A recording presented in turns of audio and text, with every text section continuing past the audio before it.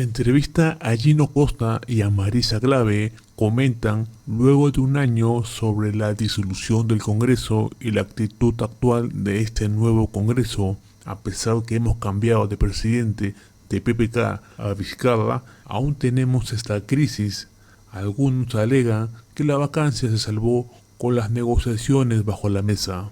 Hemos conversado, el Congreso anterior se había ganado a pulso la antipatía y el rechazo de la ciudadanía. Ahora bien, ¿este Congreso es mejor que el que ha sustituido? Pues, si me permites terminar, fue una medida con el respaldo ciudadano y validada por el Tribunal Constitucional, ¿no? Claro. O sea, puede haber gente que todavía considere que para ellos no lo fue, pero desde el punto de vista constitucional ese asunto está zanjado. Es verdad que fue por una mayoría de 4-3, que en cualquier circunstancia es traumática la disolución del Congreso y por eso, digamos, hay que reivindicar y revalorar la importancia del diálogo y el entendimiento. Y la oportunidad que se perdió de un acuerdo alrededor de unas elecciones adelantadas que hubiera sido lo ideal y hubiera evitado esta salida traumática, ¿no? Ha compartido con los parlamentarios, decía yo al inicio, el Congreso que se disuelve y el Congreso que hoy está en funciones. Es obligatorio casi para todos comparar la eficiencia, la calidad, la rapidez, la celeridad, la relación con el Ejecutivo. Este es un Congreso más colaborador, podríamos decirlo así, o a la luz de lo que hemos visto hace solamente unos días podemos decir que no hemos como peruanos todavía llegado a trabajar en equipo mientras el gobierno no tenga una mayoría congresal, que esa podría ser una conclusión importante de cara a los electores y al reto que tenemos los electores hacia el futuro. Sí, el anterior fue un Congreso muy confrontacional y obstruccionista de la labor del Poder Ejecutivo por un lado y por otro lado de la labor del Poder Judicial, ¿no? El blindaje a la corrupción fue uno de los hechos que llevó al rápido desprestigio del Congreso y a que la ciudadanía aplaudiera la disolución. Ahora, ¿mejoraron las cosas o no mejoraron? Eso. La Constitución mandaba que se convocara elecciones y se convocaran, y tenemos el Congreso que resultó de esas elecciones. En un contexto de pandemia ha resultado un Congreso bien complicado, porque ha promovido iniciativas al margen de la Constitución y con peligro para la estabilidad financiera y la recuperación económica del país. Y eso creo que marca el nuevo Congreso, que no es un Congreso que en ese tema sea un Congreso de cooperación, al contrario. Que además, imagínate, Mávila, menos de un año después de la disolución del Congreso intenta vacar al presidente de la República. Me refería a eso también. Ahora, Gino, ¿no le molestaría que incorporáramos a esta conversación a una ex compañera de Parlamento? Porque tengo a Marisa Glave para sumarse a esta reza. Un placer tenerla después de tanto tiempo y me imagino que ustedes se habrán visto al margen de la tele, pero y si no lo hicieron, pues es un buen momento para compartir juntos algunas reflexiones, ¿no? Hoy no es un día grato de recordar, pero un día importante para la vida política de nuestro país. Bienvenida al programa, como siempre. Muchas gracias, Mávila. Buenas noches. Hola, Gino. Buenas noches, Marisa. Marisa salió a las calles, apoyó la disolución del Congreso, pero le hago la misma pregunta que le hacía a su colega. A la luz de lo que hemos visto hoy, el desempeño de los actuales congresistas, ¿usted diría, Marisa, que valió la pena aquella disolución o que era inevitable y que lo que hoy tenemos es simplemente resultado de los hechos que se tuvieron que producir de tal o cual manera? Mira, Mávila, el momento que se vivía era un momento en el que no solamente el presidente de la República reclamaba la disolución del Parlamento, sino que creo que la propia ciudadanía exigía que se pusiera un freno a la situación que llevábamos viviendo, ¿no? Hay que recordar que todo el paquete de reformas electorales y reformas políticas que se plantearon tenían como fondo el análisis de una crisis política muy grande, crisis de la que no logramos salir, Mávila. Se han tomado decisiones a lo largo de este último quinquenio que a veces olvidamos, es decir, cambiamos a PPK por Vizcarra, ¿no es cierto?, un momento de cambio de presidente, hemos cambiado de parlamento, el parlamento en el que estuve yo, por el actual parlamento, y sigue existiendo una crisis. La crisis va a mantenerse. Y cuando hay picos, pues hay distintos mecanismos de solución. El que se encontró en ese momento fue precisamente la disolución constitucional, que yo creo que ya quedó claro, estaba en el marco de lo que la ley permitía, digamos, ¿no? Dentro de la actual Constitución. El tema de fondo que habrá que reflexionar hoy es, incluso con el marco legal que hoy tenemos, qué cosas se puede hacer para sostener el año que queda y para que el próximo gobierno que nos toque no pase por la misma situación de crisis por la que estamos viviendo ahora. Es una buena pregunta que traslado a Gino Costa. ¿Cómo hacer para sostener lo que tenemos ahora y llegar de cara al bicentenario de la mejor manera posible? Creo que la única manera de hacerlo es a través del diálogo y el entendimiento entre los poderes del Estado, tratando de reducir lo máximo posible los temas de controversia y de conflicto y trabajando alrededor de aquellas cosas que nos unen, que son muchas en el marco de una tragedia como la que estamos viviendo y de un proceso electoral que todos queremos que sea ordenado y limpio. Creo que alrededor de eso se puede construir un diálogo, no para medidas de mediano y largo plazo como fue presentado Pacto Perú, sino para, digamos, entre el Poder Ejecutivo y el Legislativo, las bancadas, la mesa directiva por un lado, el presidente y su gabinete por el otro, para manejar esta situación con los menores sobresaltos posibles. Yo creo que eso es lo que hay que hacer, ojalá que se pueda hacer, es lo que exige el país de cara a los tremendos problemas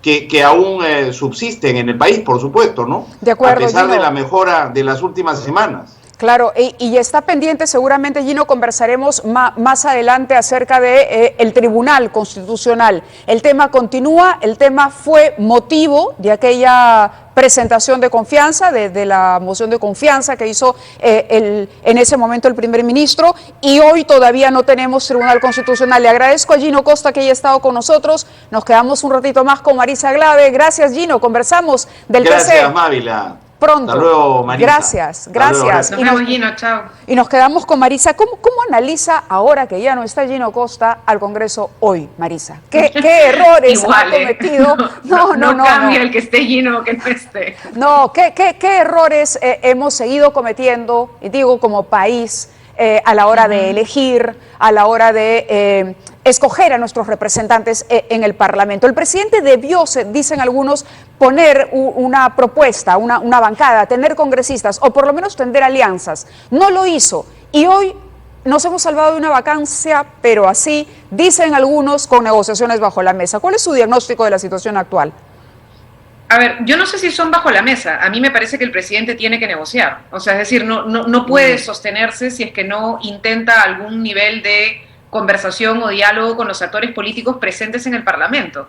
Y algunos de esos actores políticos tienen además representación en territorios, en gobiernos regionales, en gobiernos municipales, y creo que es absolutamente entendible y legítimo que exista este tipo de diálogo y este tipo de pacto en elementos mínimos. El tema es que no sean bajo la mesa, Mávila. El tema es que sean transparentes y claras. De acuerdo. ¿No es cierto? O sea, que pudiéramos tener no una especie de ida y vuelta del señor Acuña con que si apoya, no apoya, exige, no exige, en fin, uno nunca entiende muy bien los tweets, pero que finalmente lo que tendría que hacerse es una transparencia de que hay una agenda de gobernabilidad que está pactada en base a algunos puntos y que tiene relación también con la presencia de gobiernos regionales. Exacto. Hoy mismo, Marisa, ya ha tocado el tema sumamente interesante. El primer ministro, la ministra de Economía han ido a conversar con algunos representantes en el Parlamento sobre estas leyes o estos proyectos emanados del legislativo que generan controversia y que además le generan un problema tremendo a la caja fiscal. El tema de la ONP, por ejemplo, a la que se opusieron algunas bancadas y a la que parece no se van a oponer ahora, es decir, podría haber un marcha atrás, Alianza para el Progreso, Acción Popular y por ahí me falta alguna más. Estas negociaciones, estas conversaciones son a las que usted se refiere, estos pactos son válidos, pero tienen que estar transparentados. Si el señor Merino se reunió con el señor Vizcarra, tenemos que saber de qué hablaron puntualmente. O sea, tendríamos que asumir por lo menos como una práctica de transparencia la posibilidad de que se transmita a la opinión pública conclusiones posteriores a una reunión como esa, ¿no es cierto? Y cuáles fueron los temas de fondo. Mira, Mávila, hay mucho el discurso hoy de tenemos estallidos populistas, así le están diciendo a las decisiones que está tomando el Parlamento, exacto, ¿verdad? Exacto. Yo creo que hay que tener cuidado con cómo calificamos populista o no, eso es un debate bastante más complejo porque normalmente tiene que ver con algo, comillas, popular, es decir, que la población quiere, ¿no es cierto? Y que en realidad tendríamos que evaluar por qué es que está ocurriendo. Pero una de las cosas que justo hoy día en una reunión previa recordaba una amiga, y es que una científica social, Chantal Mouffe, decía: los momentos populistas están asociados a momentos de profunda crisis de representación y tienen que ver con momentos en los cuales la ciudadanía no se siente reflejada por ninguno de los proyectos políticos vigentes, y entonces hay una tendencia a hacer cualquier cosa que permita ganar relativa popularidad, digamos, ¿no? Y entonces yo creo que el momento que estamos viviendo ahora, Mávila, es una expresión más de la crisis política que venimos arrastrando.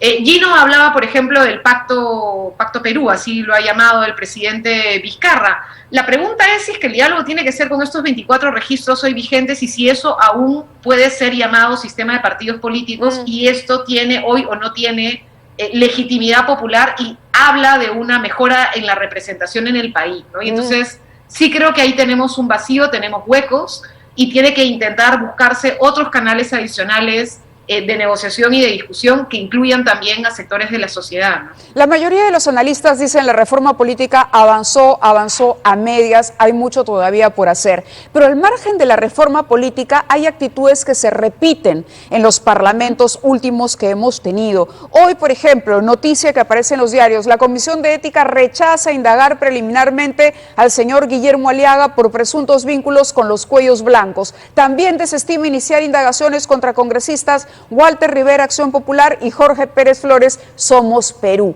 Entonces, nuevamente estamos repitiendo si la Comisión de Ética, exactamente a como ocurría hasta hace un año, está blindando a los congresistas por el poder del voto.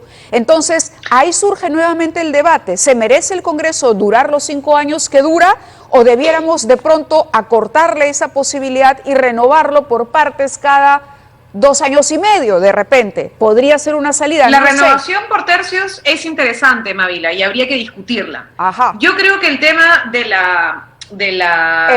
problema de la Comisión de Ética, que es el que me acabas de mencionar, tiene que ver con que ese siempre ha sido un espacio utilizado, ya sea para apañar, y por tanto los votos, como dices tú, archivan investigaciones que tendrían en realidad que proceder, y al mismo tiempo espacios para perseguir. Acuérdate que a mí y a Indira nos llevaron a la Comisión de Ética por usar el hashtag Perú País de Violadores, ¿no? Entonces, en realidad termina siendo un absurdo. En algunos casos persigues a algunas personas a través de la Comisión de Ética o terminas intentando simplemente que no haya ningún tipo de mecanismo de sanción. Y yo creo ahí entonces que hay que preguntarse si es que esa comisión tiene sentido y si es el mecanismo que se debe utilizar. Igual que la discusión sobre la inmunidad parlamentaria.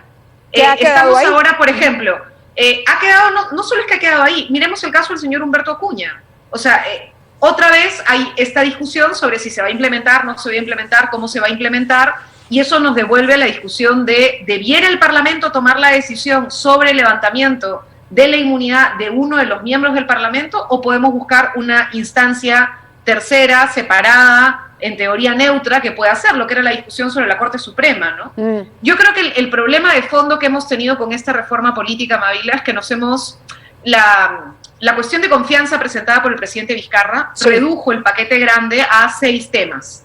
Esos 6 temas, mal que bien, han avanzado sobre el tema de inmunidad. Inmunidad yo creo que va a ser realmente difícil que este Parlamento lo apruebe, hay que ser sinceros, ¿no? Y ya demostraron que no tienen voluntad de hacerlo. Pero no se tocó nada la discusión a la que tenemos que entrar, que tiene que ver con el sistema de gobierno. ¿Vamos a seguir con un modelo semipresidencial o de esta relación ambigua entre la relación presidencial y el parlamentarismo? ¿Van a cambiar mecanismos de control o no van a cambiar mecanismos de control? ¿Vamos a volver a una bicameralidad? ¿Vamos a necesitar repensar la manera en la que funciona el Poder Legislativo? Hay cosas que son más de fondo que no se resuelven con pequeños parches, ¿no? Y que nos llevan también a cuestionar si el modelo constitucional que hoy tenemos es suficiente para darnos aire para los próximos 20 años, ojalá, de democracia en el país. Claro, hoy estamos en un partidor con 24 posibilidades, es decir, un abanico enorme en una campaña que seguramente más adelante nuestros invitados desarrollarán por el lado de los inconvenientes, pero basta con decir que estamos en una pandemia y que aquí no va a poder haber campaña presencial por lo pronto. Entonces va a ser larguísima, Mávila. Exacto, va a ser una campaña... A diferencia de las otras, esta va a ser enormemente larga. Va a ser larga. Se va a sobreponer al trabajo parlamentario porque hay partidos en contienda con representación parlamentaria y en lo particular lo hemos reiterado aquí en el programa mucho, es decir, esto era un congreso de corta duración, pero además pegado a lo que era la campaña electoral. Entonces sí va a ser inevitable que se utilice como plataforma, ¿no?, para lanzar determinadas o tales o cuales candidaturas. Dicho sea de paso, ¿cómo analiza la relación Merino-Vizcarra? ¿Llegará esta reunión, esta banderilla blanca que han sacado ambos en los últimos días? ¿Le podemos creer a ese pacto de caballeros o hay que estar siempre...? Mira, esos pactos de caballeros funcionan si es que hay una sociedad relativamente vigilante y activa. O sea, creo que una de las cosas que ha ido quedando clara es que el Parlamento avanza hacia un lado o no, dependiendo también de la legitimidad de las acciones que está tomando en la propia ciudadanía, ¿no? Y creo que una de las cosas que hizo que retrocedieran es el casi cargamontón que hubo en redes sociales y en opinión pública en contra de la posibilidad de una vacancia en este momento de crisis de salud económica y laboral, a la que ya le querías añadir también la crisis política, ¿no? Insostenible. Correcto. Pero lo interesante y quizá lo rescatable es que la ciudadanía, ya sea a través de las redes sociales, como en su momento fueron las marchas, nunca olvidaremos las marchas en los años, a finales de los 90, por ejemplo, ¿no? La ciudadanía era la que tomaba el control y finalmente hacía retroceder cualquier intentona de populismo o vulneración de las reglas que hay que respetar en una democracia decente. Le agradezco a Marisa Glave su presencia en el programa. Gracias, Marisa, hasta una próxima oportunidad y bueno, estaremos atentos también a las iniciativas porque la queremos en política mucho tiempo todavía. Gracias.